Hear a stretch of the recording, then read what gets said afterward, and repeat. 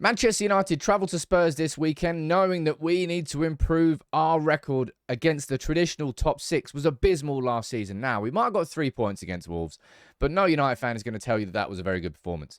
We were pretty lucky to come away with 3 points, but we came away with 3 points. United need to improve this week, and changes have to be made to that team. I'm going to run through what changes I think we need, the problems that we saw against Wolves. We'll take a look at Spurs' performance against Brentford, understand where their strengths were, and run through the starting 11 and prediction for this game this weekend. Please, if you would, drop a like on the video and subscribe. If you're not new to United People's TV, well, if you are new, actually, that's exactly why you would subscribe.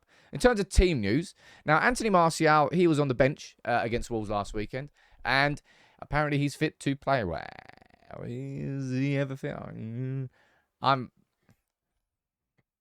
think Martial should be starting for Manchester United. Ever, really. I think he could be an impact sub for us, but I will leave it as that. But spoiler alert, Martial's not in my starting 11. But if you take a look at the Spurs team that drew 2-2 with Brentford last week, if you watched the game, Spurs had a lot of the ball. I think they had nearly twice as many passes as Brentford, but Brentford had the bigger chances. Brentford could have won that game. James Maddison was the best player for Spurs, and you can tell with Harry Kane leaving that team, they needed someone to step in and be able to create from a little bit deeper, and that's what James Maddison is there for. All right? He was their most dangerous player. I wouldn't be surprised if United did a bit of a man-marking job on him. But United against Wolves last weekend, right? This was the starting 11 that played against Wolves. I'm going to run through the problems. I think you already know what they are, and we can speak about how we can solve them. Let's go full screen here. No, let's not go full screen there. Let me change that 1 second here. If we go there and we change that to that, problem solved. Should have sorted that beforehand. Anyway, back in the room. There were problems last week. We know what the problems were.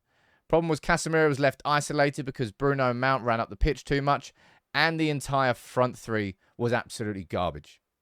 That's the majority of the problems. Defensively, we kept a clean sheet. Varane got the goal, and Wan-Bissaka was arguably man of the match, or you could say it was Onana. Those problems had to be resolved this week. Now, I think Onana, he had a really, really good performance last week. Maybe I was looking for it, looking too hard at the things he did right, but we faced more shots in that game than we had in any home game since 2005, and we kept a clean sheet. He made 6 or 7 saves from the shots on target, commanding when he needed to be. I'd be honest, if that happened, that foul at the end of the game happened against United, I would be fuming that we didn't get a penalty. But whatever you say, we got away one. We got the clean sheet. Onana starts his game, of course he does. And Varane, I think he was I'm not just talking about the goal. I think the fact that Man United kept that clean sheet, our defense was left so exposed, man. Because Casemiro was high up the pitch, Mount was high up the pitch. United with the aggressive 2 number 8s, which I know that which we all knew. Well, maybe we didn't know, but I felt like we were heading towards this season. Casemiro getting caught out of position. Just that whole area there, Wolves had the run of it. It can't happen. It cannot happen against Spurs. They will punish us there. But Wan-Bissaka was probably the man of the match, and I don't think you really need to change anything in that back 5. Martinez, pretty out of all the back 5, Martinez was the one who had the shakiest performance. It's almost like he's coming back from an injury. It will take time for Martinez to find that full confidence back. But hopefully, he got taken off at half-time. I thought it was a bit of a precaution because of the yellow, but you're hearing reports that maybe it was because his ankle was feeling a bit tight. We'll find out, I suppose, when the starting 11 comes out. But that would be my back 5, and I wouldn't change that. Now, in midfield, I would say that's where United had the majority of the problems against Wolves. And all three of those midfield players were culpable of that problem. Well, part of that problem, sorry. Casemiro, Bruno, and Mount. All for different reasons. Casemiro found himself getting way too excited. We know full well what the formation is. The 3-1-6, Mason Mount tucking in, going over there. That means that Luke Shaw comes into the overlap. That creates the 3 at the back. That creates, one sec, Martinez coming over here. That creates the 3 at the back. That creates the 1. And that creates the 6. It's like at Olympic. This is what Ten Hag's football is in possession. It's what he wants this team to do. He's not going to stop it. He's going to make sure these players do it better. But because of that, right, let's just go back to the standard defensive shape. Because Man United were playing like that, and because we weren't doing it right, we had a lot of turnovers in the attacking third. I think 9 in the first half. But when they broke through us and the Wolves players they breached the high press and they skipped past. Casemiro found himself over here a lot of the time, found himself over there a lot of the time, and all of a sudden, look at it, do what you want. So for United to keep a clean sheet was really quite impressive, but Casemiro's got to have a little bit more discipline, all right?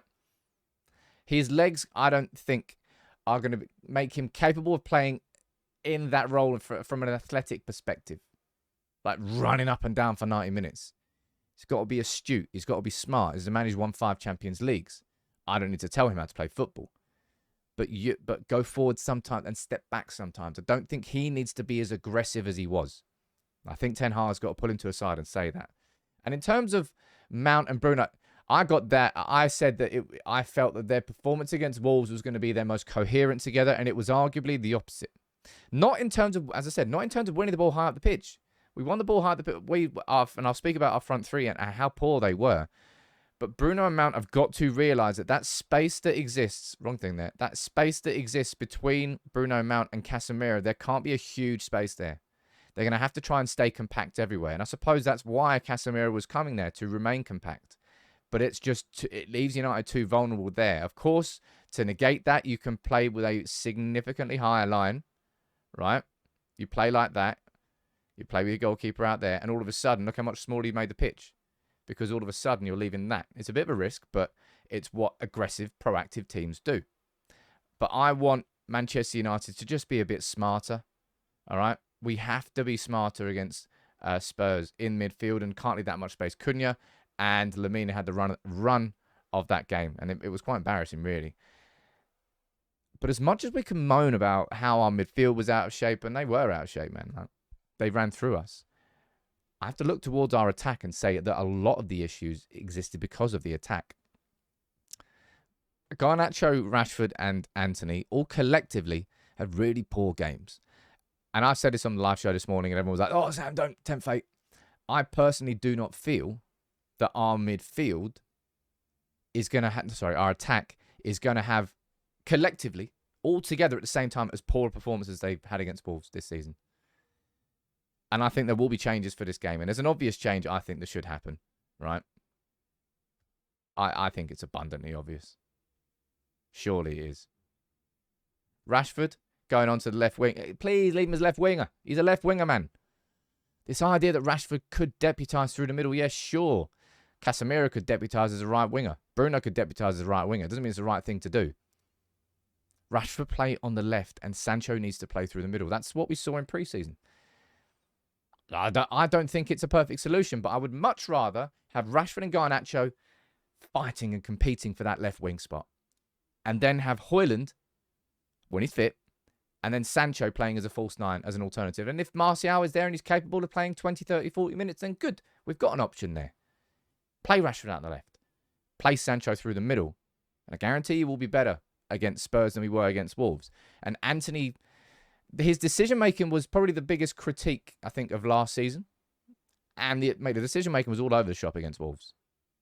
It really was. And he got 8 goals last year, I think was his contribution. But Antony's just got to make the right decisions. We could have had 2 or 3 clear-cut opportunities if Antony had just made the right 50-50 choice. And he made the wrong one every time.